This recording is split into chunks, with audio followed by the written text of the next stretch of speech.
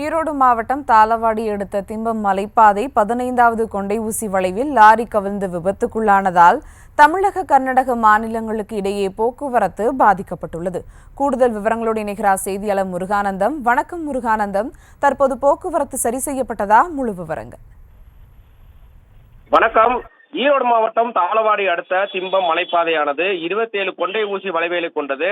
இந்த திம்பம் மலைப்பாதை வழியாக சத்தியமங்கலம் மைசூர் தேசிய நெடுஞ்சாலை செல்வதால் இங்கு தினசரி தமிழக கர்நாடக மாநிலங்களுக்கிடையே ஆயிரக்கணக்கான வாகனங்கள் சென்று வருகின்றன.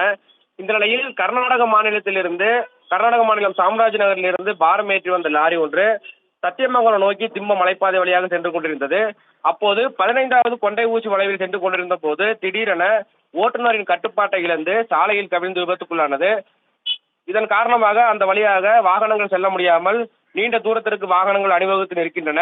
காலை முதலே, அதாவது பன்னாரி சோதனை சாவடியிலும் காரப்பள்ளம் சோதனை சாவடியிலும் 6 மணிக்கு வாகனங்கள் அனுமதிக்கப்படுவதால் திம்பம் மலைப்பாதையில் இருபுறமும் வாகனங்கள் அணிவகுத்து நிற்கின்றன.